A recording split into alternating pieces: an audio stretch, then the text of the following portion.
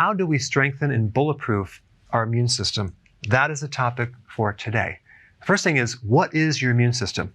It's basically your defenses, it's your army, it's your military to fight off the bad guys, the pathogens. Pathogens are microbes that cause disease. So the immune system is like immigration. So if something foreign enters the body, it has to go through the airways, it has to go maybe through the digestive system, and has to get the stamp of approval from immigration.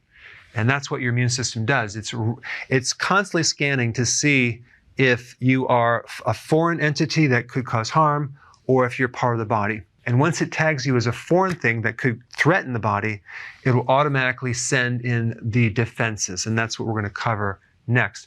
There are three main barriers for the immune system. You have the skin. So you have all these friendly bacteria on your skin that actually help protect you against foreign invaders. You also have a fat layer that protects you, and you have certain acids that protect you on the skin. Then you have the mucus lining in your gut, through the airways, through the sinuses, that also capture and engulf foreign particles or microbes. Inflammation is another barrier that your body puts up to protect itself. The main cells in your immune system are the white blood cells, compared to the red blood cells that have a different function. You also have, in addition to white blood cells, you have friendly bacteria that help you as well. And the name of the friendly bacteria collectively is called the microbiome or flora. And those microbes help you in many ways, from absorption of nutrients to recycling of bile to immune defenses. Just one of the things they do as a strategy is they'll make it so there's just not enough space for a pathogen to live, and they will make it so there's not enough food for that pathogen to live. So let's talk about the defenses of your immune system, the white blood cells. It makes acid to dissolve and kill microbes and pathogens. It will secrete poison to kill off these microbes. It releases free radicals. It will make hydrogen peroxide. You've probably seen that before, where you take hydrogen peroxide and you put it on an open cut. It just dissolves. It bubbles up and just kills off the microbes through oxidation. Our white blood cells actually make enzymes to help break down and dissolve microbes. Now, I already mentioned this one. Our microbes compete for food or space, but the white blood cells generate mucus and inflammation. And so these pathogens get caught up in this mucus web, and they can't really do anything else. It's like quicksand. Also, our immune system has a memory, everything that's happening. So everything's in a database, and it can remember, like, so way down the road when there's a microbe that actually comes back in our body, and our immune system actually tags it because it has a memory of that, and it can destroy it. So it actually learns over time by being exposed to these pathogens. That's called building up your immune system. And this is why, as a child, it's not very healthy to keep a child just so utterly sterile that they're never exposed or they're never sick. It's a natural part of building the immune system. Then we get to something called the phagocyte. That's part of our immune system. The phagocytes are cells that eat things. They devour microbes.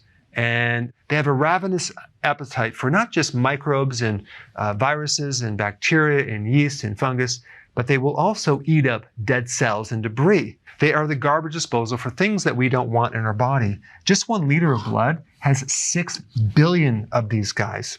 Now, an interesting thing about phagocytes is that they're stimulated by acid. And I think this is why, this is just my guess, why when people take a lot of synthetic vitamin C, ascorbic acid, certain people get results, even with synthetic vitamin C, simply because of the acid. I would recommend just consuming apple cider vinegar.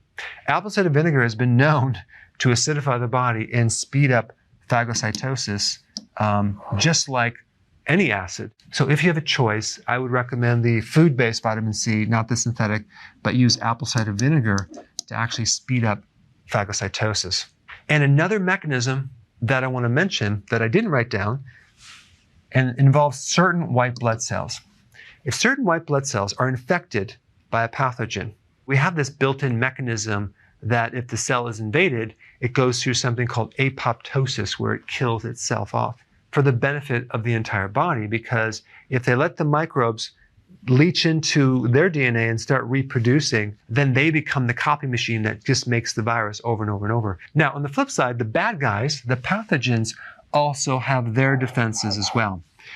They have the ability to block vitamin D, and they do it through the vitamin D receptor because somehow they know that vitamin D is so essential for the control of your immune system that if they can block it, they lower the resistance to invading the cells so they can take it over. The other thing that these sneaky little pathogens do is they can mimic your body tissue so you're not recognized by the immune system. They're very sneaky that way.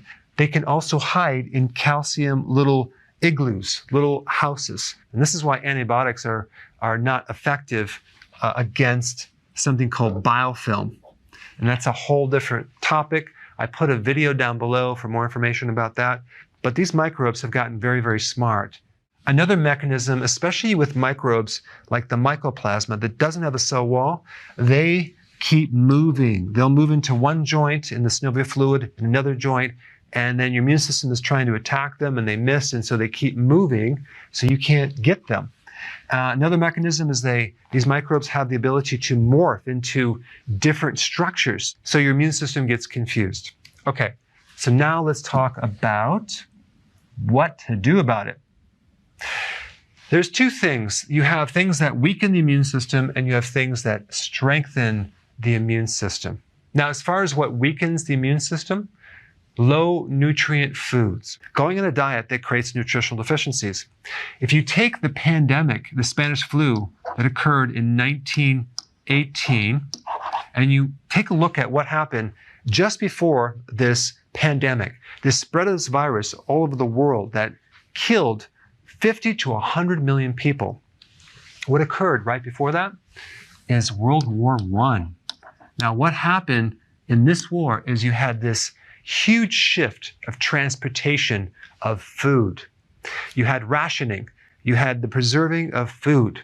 A lot of the soldiers were given things like canned corned beef. Some foods had dog food. There just wasn't a lot of fresh vegetables and food. So when you do that over a period of time, you weaken the immune system, especially if you put someone under a stressful state, like being in a war.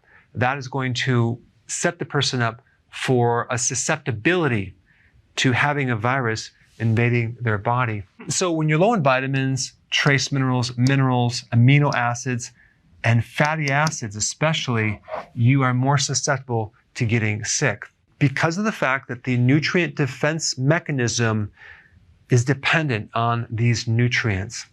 Just think about a virus, for example. A virus can't do anything to you. It's not alive unless it invades the cell wall and goes right into your DNA and starts to turn that thing into a copy machine while it hijacks the life force from that cell. Now think about what I just said. It has to invade the cell wall, okay?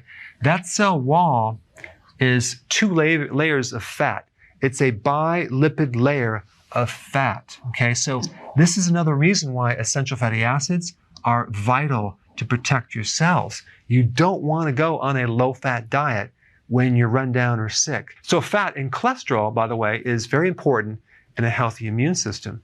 Cholesterol is an essential building block for certain hormones like cortisol, for example. Cortisol is really important in your immune system. So if cortisol does not have its building blocks, cholesterol, it can't be formed correctly. And then you have stress. This is probably equivalent to nutrient deficiencies. In fact, in practice, I don't remember one case that came in that had some sickness that didn't have some stress event occur right before it. So stress is a very key factor, and I put some links down below for more information on how someone can extract stress. Low sleep also sets you up for being susceptible, and it's connected to stress as well. And glucose. I just released a video on this one point. Certain viruses are activated more with glucose fuel versus other fuels. So you know about healthy keto and intermittent fasting. For those of you that are new and you don't know anything about it, check it out. I put a link down below of the exact diet that you need to be on to have a very strong immune system. But now let's talk about what nutrients are really vital in keeping your immune system bulletproof. At the top of the list, we have vitamin C. And I'm not talking about synthetic vitamin C. I'm talking about a vitamin C from food or a food concentrate. Now, in nature, vitamin C always comes in a complex of many parts, not just one thing, ascorbic acid. But the foods that are highest in vitamin C are sauerkraut, bell peppers, berries, green leafy vegetables. Vitamin C has the power to stimulate the production of more white blood cells. Vitamin C is also stored in large quantities in your adrenal gland to actually help make adrenal hormones. Now, next one that's equally as important, vitamin D. I talked about that in the slide right before this. Vitamin D is an immune modulator. It's not really even a vitamin. It's a hormone factor that actually controls your immune system. So it has a function that goes way beyond just making bone. There's vitamin D receptors in all of your white blood cell and in your DNA. And when I mean modulate the immune system, I mean has a controlling factor over your immune system. And many people are deficient in vitamin D and they don't even know it. But it supports the T cells, okay, which are made by the thymus gland, which is like a training camp for white blood cells. It also protects against pathogens. And it actually makes these two different things that have the capacity to kill microbes very potently. So vitamin D does a lot of different things for your immune system. Next one on the list that's very important is vitamin A, okay? Vitamin A provides the structural integrity of the mucosal cells in the sinus and the respiratory centers. The best source of vitamin A is cod liver oil, egg yolks, butter is a good one because it's a fat-soluble vitamin. And by the way, vitamin D is very hard to get from food, so the sun would be probably the best source or as a supplement. Zinc is the most important trace mineral for the immune system. It actually can increase T cells, and it does a lot of other things for the immune system, but a lot of people are deficient in zinc. But zinc is very protective against viruses. Garlic is hands down, ranks #1 in potency for killing off viruses, bacteria, yeast, fungus, mold. It is very, very potent. Next one is colloidal silver, which is basically silver particles in water. It's been around for a long time. It starves off the oxygen supply to certain microbes, so it's very potent. Some people use it as a nasal rinse, and it works really good. But this is a very potent antiviral as well. And then olive leaf. Olive leaf has been studied extensively.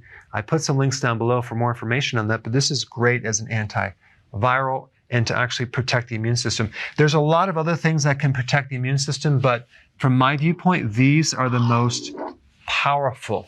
Hey guys, well, thanks for watching. I know I gave you a lot to take in, but if you haven't seen this video on stress, check it out. I think you'll find it fascinating.